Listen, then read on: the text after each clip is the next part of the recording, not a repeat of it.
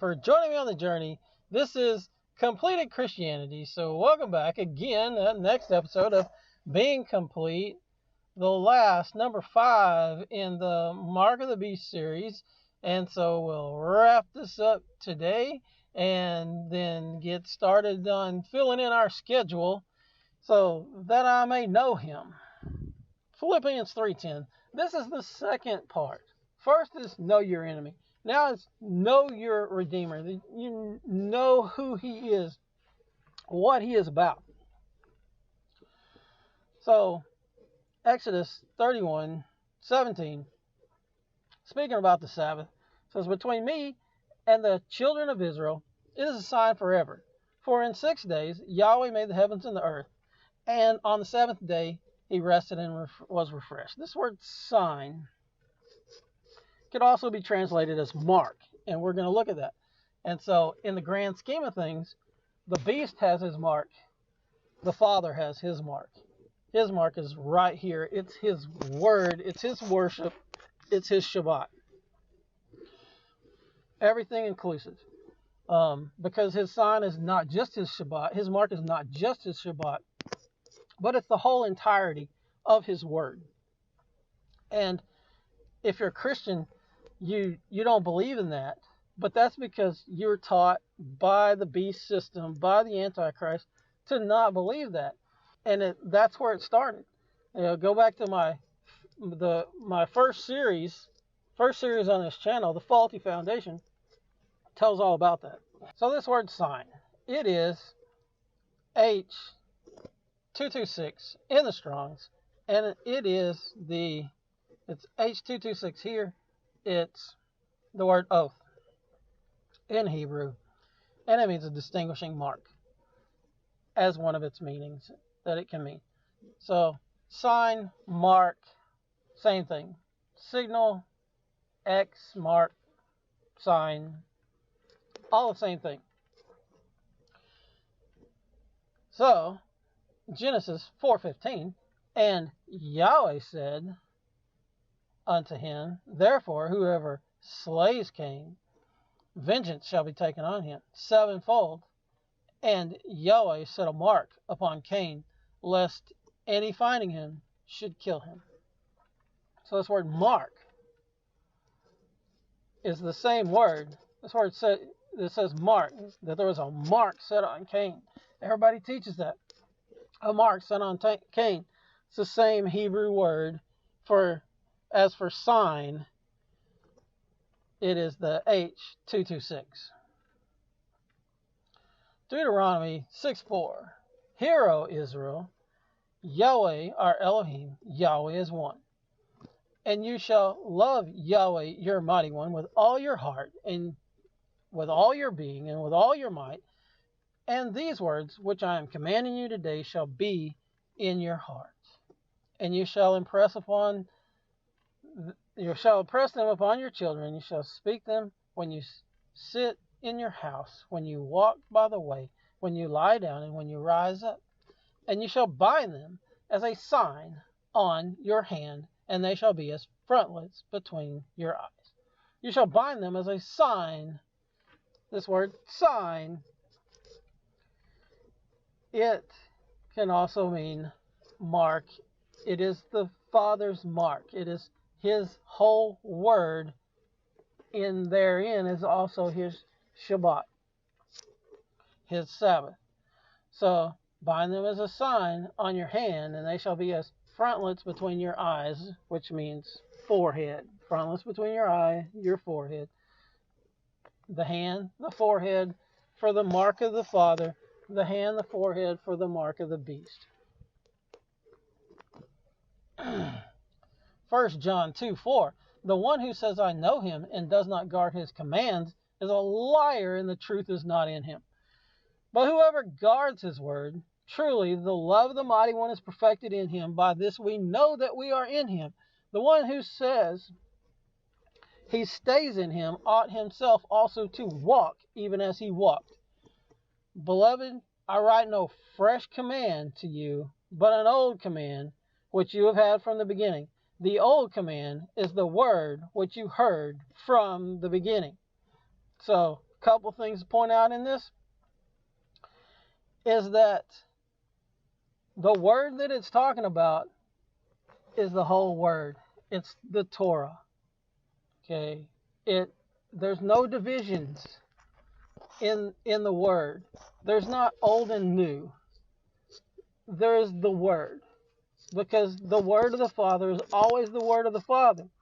Just like we end every video here, Psalm 89:34, my covenant I will not break, nor alter the word that has gone out of my lips. He's not altering his word. Where we think that it's been changed, it's been done away with, we don't do that anymore, that was before, that's a curse, or all that is doctrines and traditions of men, and it's all garbage. He says, the one who stays in him, verse 6, the one who stays in him ought himself also to walk, even as he walked. How did Messiah walk? And this word obviously means how he lived. You got to live like he lived. How did he live? He lived according to the law, or he wouldn't have been a sinless sacrifice. He couldn't have offered himself as being without spot or without blemish if he violated any part of the law ever. And so he didn't, because he knew his purpose. He knew who he was. So the one who stays says he stays in him, ought himself also to walk even as he walked. And he was a Torah observant, Sabbath keeping, quote, kosher eating, tassel wearing Hebrew. Okay, pop quiz. So we gave the worship of the beast, which is the mark of the beast. We looked at the things that are in the worship of the Father, and it's the mark of the Father. So pop quiz, what does your worship look more like? So this beast system, they manipulated things, changed things over the years to the point where it's become absolute scripture truth, these doctrines of the beast, these doctrines of the beast system. So these things include changing to Sunday worship from what the Father commands, change to Sunday worship, and then also the change of the laws, the change of even the Ten Commandments, the thing that you would think that you just couldn't get away with changing, but yet they did. And so, do you strike off commandments? Do you strike off all of them? Do you keep 9 and not 10? The second commandment on the Catholic side, third on the regular side, right over here, you shall not take the name of Yahweh, your mighty one, in vain. So this understanding of the name is important in the worship. The scripture said so. And right here, this vain is to empty it out, to make it no effect. Well, do you use Lord as his name rather than Yahweh, or some pronunciation of Yahweh, to do your best to take and say and worship and reverence his name, to call on his name? The original inspired text of the Ten Commandments here is written in Hebrew, and it has the tetragrammaton in there for L-O-R-D. That's why they put it in capitals, because it's capital L-O-R-D. But this has not been changed by inspiration, because the Father knows the end from the beginning. He's not going to make it one way and then change it to another. He is going to be consistent. He's not going to change, like it says in Malachi, that he doesn't change. And the name here, the name of Yahweh, this name has been changed in the scripture 6,823 times in the Tanakh, what's called the Old Testament. So this name has been changed. It's been changed by a doctrine and tradition of men called the law of ineffability. It's a Jewish tradition, but yet it's vehemently held to in Christian circles. So does your worship look like that? Do you omit his name? Do you participate in the idolatries of Christmas and Easter? Are you there on Ash Wednesday? Do you pray the rosary? Do you celebrate the Mass? Are you involved in contemplative prayer? These spiritual exercises that are Catholic spiritual exercises that have no basis in Scripture and are very New Age.